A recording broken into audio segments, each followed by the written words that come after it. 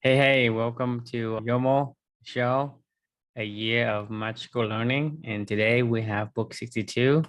And as you can see, Chris already tee up the book for us already. So let's get on with it. Yeah, let's do it. So the book this today it's called Late Bloomers: The Power of Patience in a World Obsessed with Early Achievement. So that means it's never too late. It's okay to quit.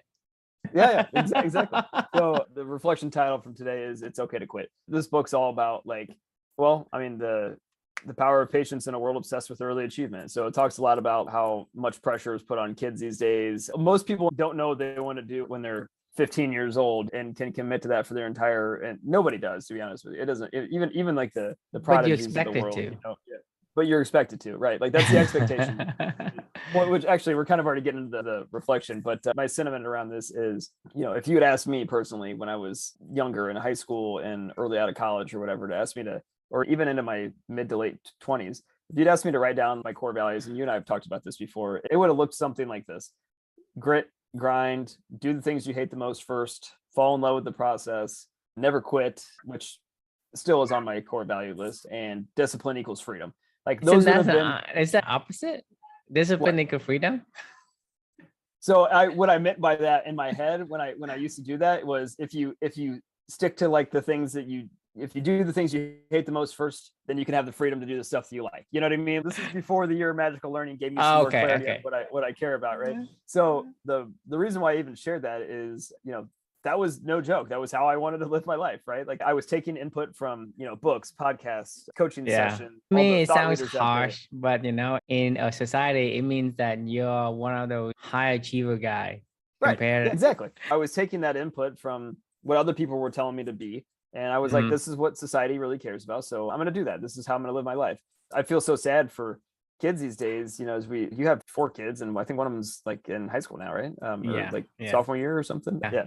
So, as you probably live every single day, I mean, these kids are so pressured to we're taught through pop culture these days, like, grit and grind and do your 10,000 hours. And that's the only way you're ever going to be a success in this world. And to really do anything important, I feel that pressure is just, layered on kids these days so hard. You can't even go play multiple sports now. You have to declare before you get into high school as to what you're going to concentrate in. It's insane. Actually, you probably need to do that before you're in 6th grade, or you've already fallen behind. If you're not playing travel basketball and putting in your 10,000 hours. I mean, you learn how to sell when you're 5 years old. Right, it's like selling skills, like Girl Scouts, Boy Scouts, all these things that you're supposed to do.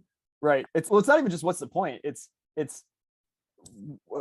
how does it relate to you, right? So and I don't know, and I know that this is the key lesson of this whole journey, and what we talk about all the time is when I was writing these core values before, when I was in my early 20s or whatever, they were coming from pop culture and all that good stuff, like I was saying. But at the end of the day, I was trying to live that way, and actually the funny thing is the more and more that I tried to do that, the more sad I got, like the more depressed I felt, the more lost I felt. I found myself in my late 20s running a sales team, working at a successful company, had a successful career thus far, married, had a nice house, like seemingly all the good things that were that I was supposed to be quote unquote doing, right? And all I could feel like inside was just more and more lost every day. I hated my job. I hated getting up there. I put my grit and grind hat on every single day, and I put my do the things you hate the most first hat on, because that was what I was told to do. But it clearly wasn't me, because the further I went down that road, the more and more I felt bad. And then all of a sudden, I found myself having panic attacks and anxiety attacks in my late 20s. And crash and burn, right? And I was really lost. And then through that first initial discovery of pain and trauma in my life, of the panic attacks, I started to unearth some of my things that I value most, right? And that was a big lesson that I learned during that time. And then fast forward to Amelia, that was when I had an explosion of learning what life's really about through her and through what she showed me, and through this whole journey, right? So today, I know myself better than I've ever known myself in my entire life. I'm certainly not fully there yet as to what I want to be for the rest of my life, but I feel like I finally got a good handle on this stuff going forward right now, of what I really care about and how I want to live my life. And because I finally have that handle on that, I quit being all the other things that everybody else wanted to be. And it was when I quit doing that, the success seemingly comes out of nowhere and starts to take off. You bloom, right? After each pain and suffering event and the lessons you figure out more about yourself, you start to bloom a little bit more and more. I would for sure call myself a late bloomer, and I'm going to continue to probably bloom multiple other times throughout my entire life. But the point of the matter is, it wasn't until that I found out who I wanted to be and quit being who other people told me to be, was when I finally started to feel like I was gaining traction in this world as to the life that I wanted to live. And that's kind of the key lesson that I took away from this book. It's okay to quit. Like, stop being what other people tell you to be and be who you want to be and live that way every single day. You'll never be happier, honestly. Right. Yeah. So I'd love to get your thoughts. So I want to get something off my chest, Liv, just because I have a very difficult time convincing people my hypothesis, including you. I think, and we talked about this before, Chris, it's about no pain, no gain, right? People say you have to go through pain for you to grow. And I don't know why, but I completely disagree with it. And I can't convince people that, if you're going against the grain, you go against the pressure, you probably doing the wrong way. That's my hypothesis. That's what I'm thinking. That's my foundation, my principle. Because what I've seen is that the thing that I struggle, I'm not very good at.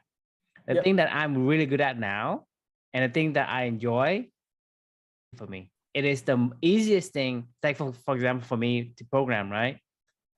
I didn't study at all. I probably looked through the notes 5 minutes before class and I aced it. While people study so hard and they couldn't ace it.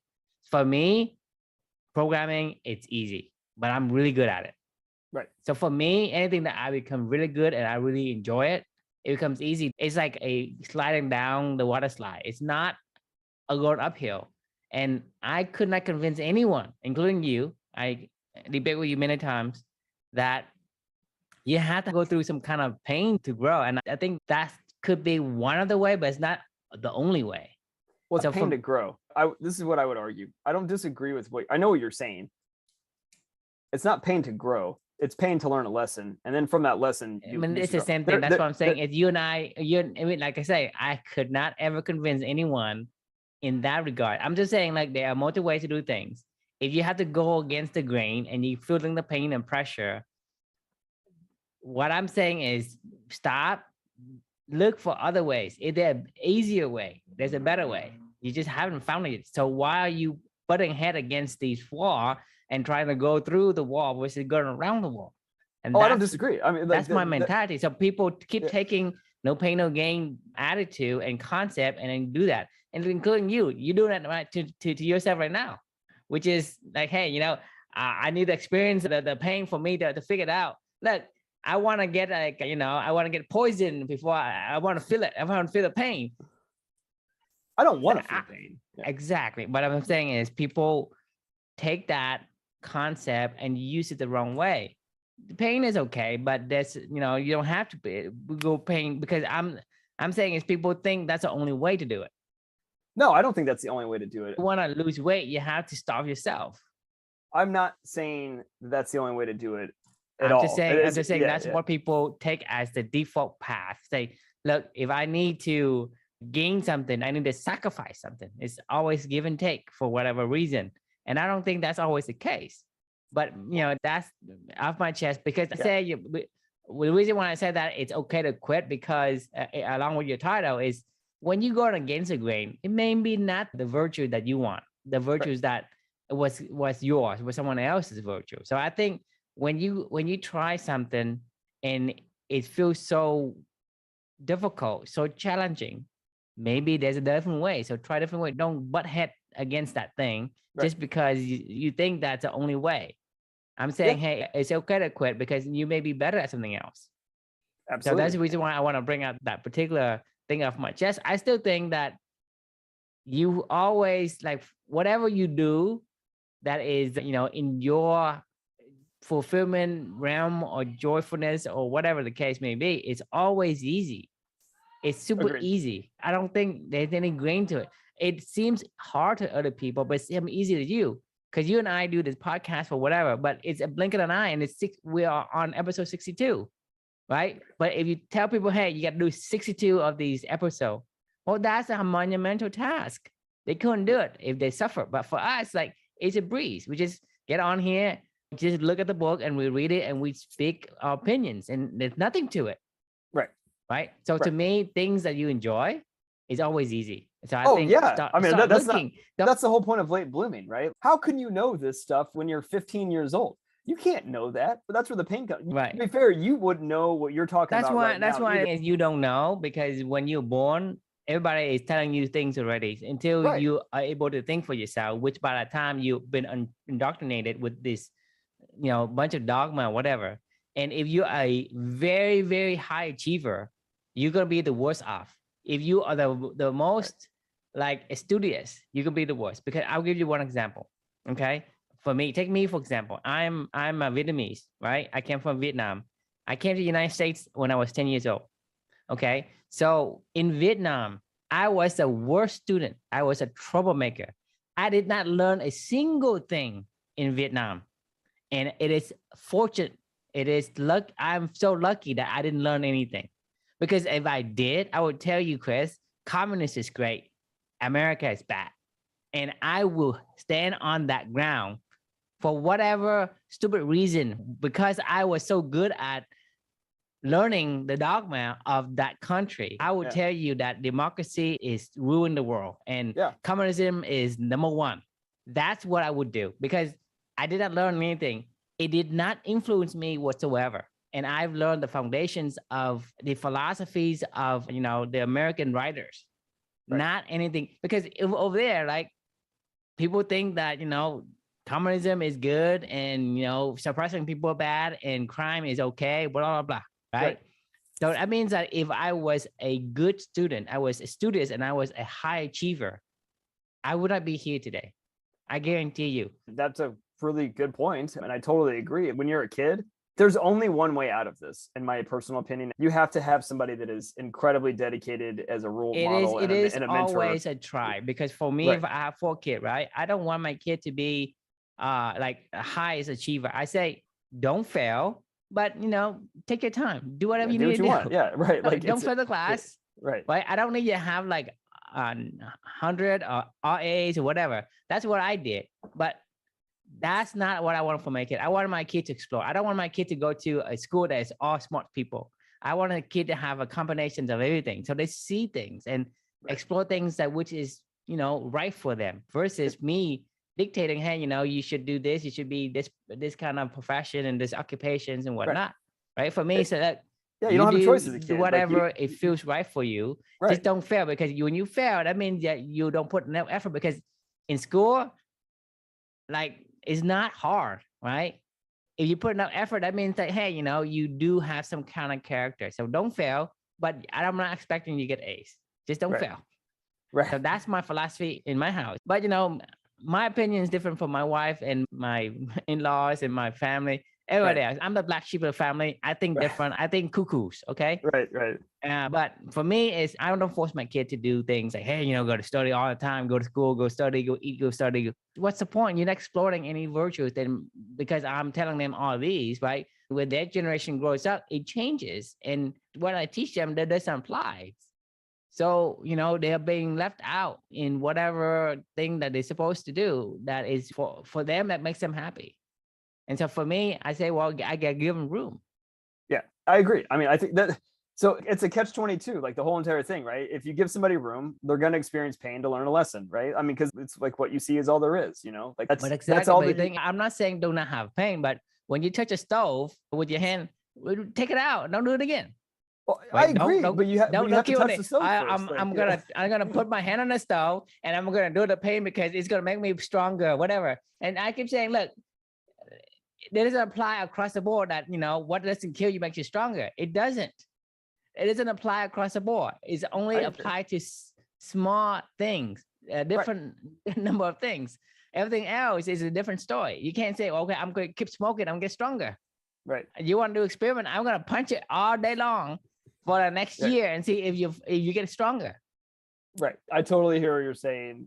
Unfortunately, as a kid, like with the whole early bloomer, kind of thing, like they just don't have a choice in it. I mean, it's going to be so rare for a kid that grows up either with the emotional coaching or the emotional intelligence. The more discipline you have, and less freedom you have to explore what it is fitting for you. For me, it's like having some guardrails for my kids, but also give them that room to kind of bounce back and it's forth. Like Montessori methodology, you know, it's be a free range kid, you know, like Right. give them a Don't box to fail play for doing an A. right. Yeah. I mean, what grade you got in sixth grade, you know, math, like, you know, doesn't matter when you're It doesn't 52 really matter. years. So coming full you're circle, talking about like these entrepreneurs that making billions of dollars. I mean, they drop out of school. So I'm just saying, some of these institutional dogma are not really the best. They are basically for the average, for the masses.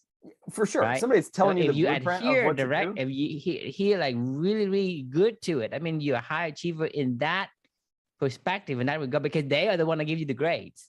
You have to work really hard to achieve average results Right. if you follow somebody else's For example, you have IQ, right? IQ is what does it measure? I don't know. I have no idea. It measure academic. It doesn't Right, measure. I mean, that's what I'm saying. Is the guy who make the IQs are academic. So it right. measure your ability to do academic situations, not in you know. So you're talking about somebody who's really high in IQ. Well, they do a lot of academic work real well, like whether that's do research or like right. documentations or technical stuff, like they do real well. But to do business, they're not going to be very good, right? Yeah. But so how do you say, hey, this person has a high IQ or he's better than that guy? Well, you tell me that, you know, you have 160 or 180 IQ and the guy who's have 120 IQ is making, you know, 1,000,000 times more than you. He's a billionaire and you're not, right? And it's like when you adhere to the standards mean the average.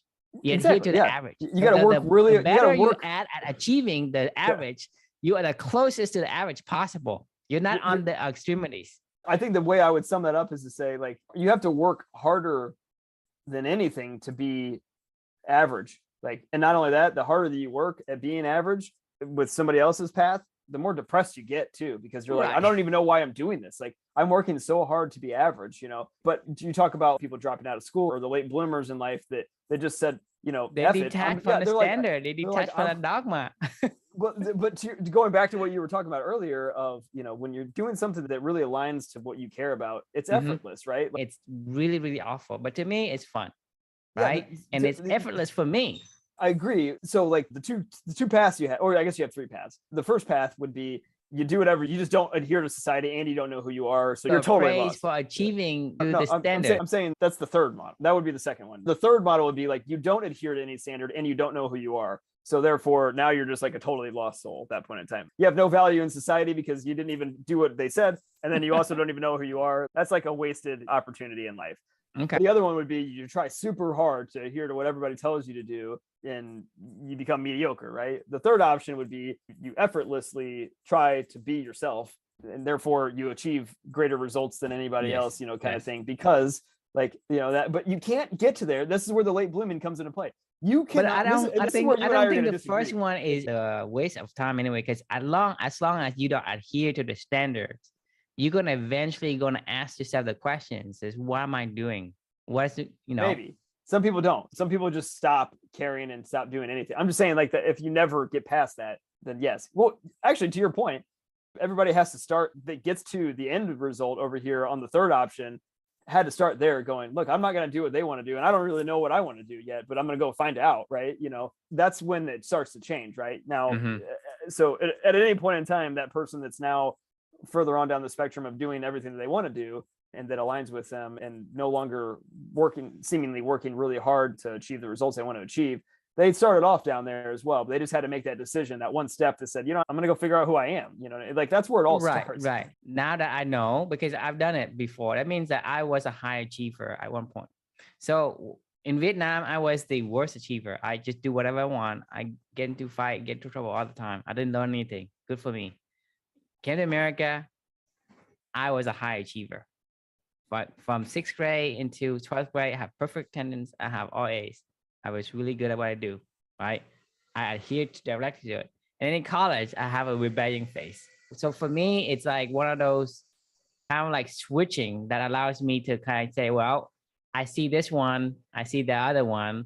Sorry about that. Yeah, no worries. Yeah. But I'm saying that, you know, having experienced all of those phases, I think having the third phase is so much more enjoyable And 100%. it's like you're a late bloomer. You would like, for me, I'm looking at it, if I continue to adhere to the standard, I will be the farthest away from being able to figure out who I am. Right. So you have to be a rebel at some phase to be able to have the opportunity to think about what it is that you want and who it is that you are. Agreed. Because if you keep adhering to it and people applauding you for it, then you are always stuck in that zone. The second option to me would be by far the worst. Even the first one, you have an opportunity because you say, well, I don't really like the standards and the dogma of this society. So you're closer to thinking about yourself. If you get past it, then you may get to the third phase. I tend to agree. I wholeheartedly agree. I think the key phase, the learnings happen when you experience pain in that step one. Like if you decide to take the red pill, if you will, and you decide to disengage from what everybody else is telling you to do, right? Like you're going to accidentally touch a lot of flames, you know, and when you do, you learn a lesson, right? This is where it comes into play is what I'm saying. Once you step out of the matrix, if you will, so this is where we differ with the no pain, no gain. Is people taking the no pain, no gain to the point where I'm going to keep my hand on the stove, on the hot stove, and I'm going to keep it there because I believe that it's going to make me stronger. For me, it's like, yes, pain is one of those things that you're going to inadvertently go and cross. Pain is going to teach you a lesson, but not because you purposely going to say, oh, that's a hot stove, I'm going to touch it so that, you know, even once, if you know it's a hot stove, you don't touch it. Nobody touch it because you didn't know, and that's fine. Wants to bring and that's fine, but no pain, no gain tells you that, hey, I touch a stove, it's hot. But I say, well, no pain, no gains mean that I need to embrace the pain so that I can get better. And to me, that is asinine. I see what you're saying. Okay, so let me flip this one around real fast.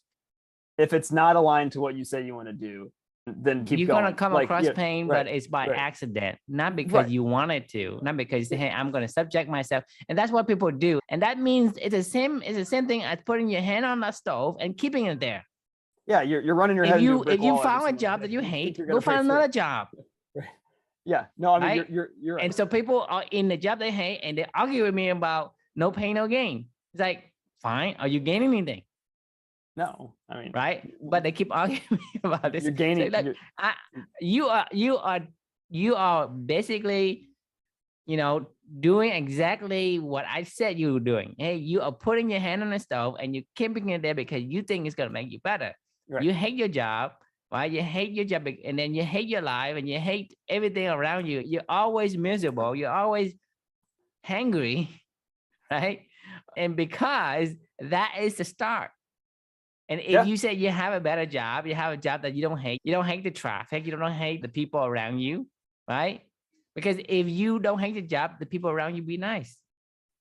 Yeah. Because it was you the one who give the bad vibe and then it bounced back on you and they say, well, these people is a jerk. No, you're the one that's a joke because you are hangry all the time. I hear what you're saying for sure. It's interesting. This is a really good book, by the way. I think you would enjoy this one. I really had a good time reading this one and I learned a lot. So yeah, I would highly recommend it to anybody if you want to check it out. The lesson is it's okay to quit. Right? You should quit. Yes, it's okay to remove your hand from that stove, hot stove. Right. Doing the wrong thing, quit. Your brain is telling you're doing it wrong when it hurts. Right. Yeah. Stop doing it. And I mean, quit. You know. Stability should hurt. Right. It's telling you, hey, that's stupid. Stop it. So you should stop. Exactly. Don't continue putting it there and tell yourself, hey, no pain, no gain.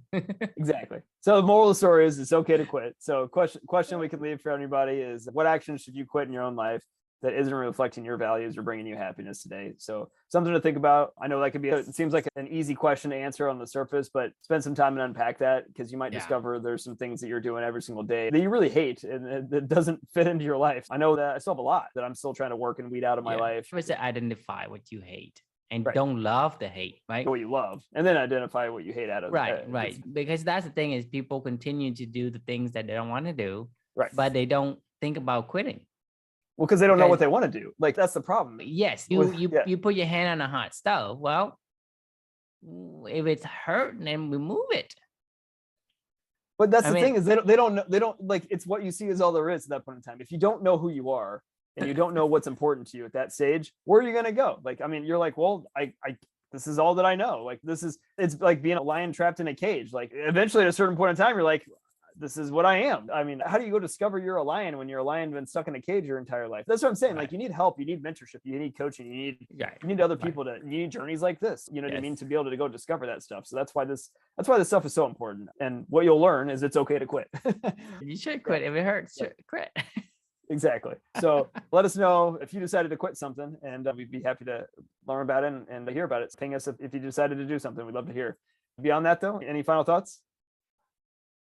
Yeah, take away your hand from the stove. All right, everyone. I mean, I'm simplifying it, but take that as a model, as an example, right? Yeah. Because if it hurt, probably you're doing the wrong way. Agree. Right. Agree. So we leave you with that, and we'll see you on the next episode.